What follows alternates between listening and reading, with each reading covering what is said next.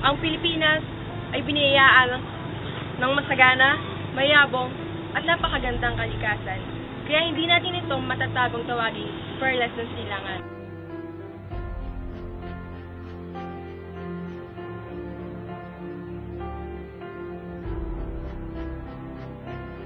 Ano nga ba ang kahalagahan ng kalikasan sa bawat tao? Malalaman ba natin ito kung kailan nais na gupitin ng mga kalamidad ang ating kalikasan ay walang makapagsabi.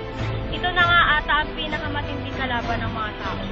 Paano na nga ba tayo kung wala ang kalikasan?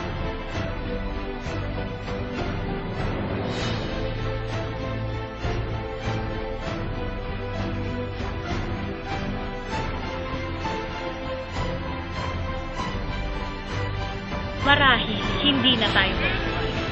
Ngunit, ang kapaligiran ay mananatili pa rin kahit wala na tayo. Tayo ay nilikha upang linangin ang kalikasan ginawa ng Diyos. Ngunit, sa halip na paunlarin ang kagandahan at kapakinabangan nito, ito'y atin nang inaabot.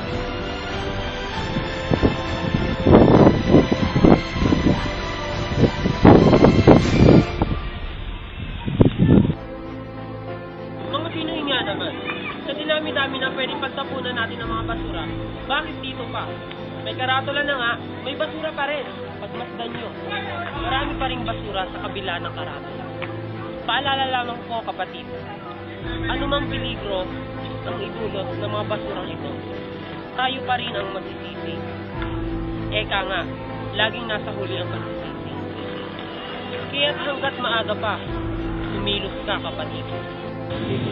Sa panahon ngayon, hindi natin alintana ang nangyayari sa ating kapaligiran. Hay, sana lang ay bukas ang isip ng lahat ng tao tungkol sa sitwasyon ng kalikasan natin.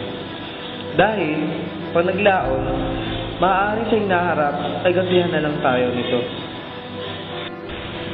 Sa kasalukuyang panahon, nababatid na ng karamihan na gumaganti na ang kalikasang winasok ng mga tao. Patunay na rito ang matinding pagbaha at landslide dito sa ating bansa.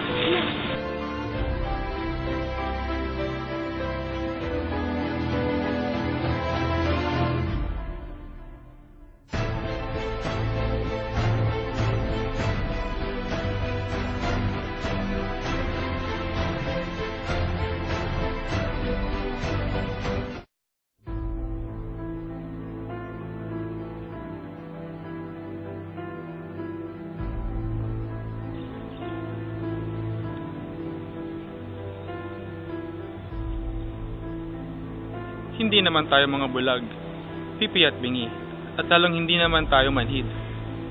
Bakit hindi natin subukang pakinggan, magsalita at pagmasdan ang tawag sa atin ng ating kalikasan?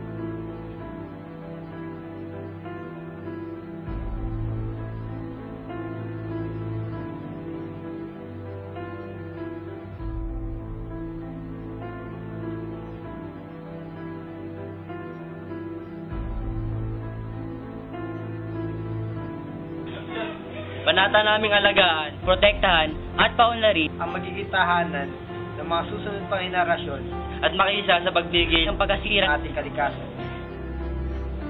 Kabataan ng pag-asa, ang gasgas hindi ba? Isang pangungusap na puno ng pagtitiwala, paulit-ulit na sinasambit ng mga umaasang kaming kabataan na nga, ang muling bubuo sa kalikasan kami-kami rin ang sumira. Subalit, gasgas man o hindi, naniniwala ako sa katotohanan taglay ng mga kabataang aking nasampit. Hindi man perpekto ang kabataang inaasahan ninyo. Makailang ulit man din kaming nagkasala at nagkulang sa pag-aruga sa mundo.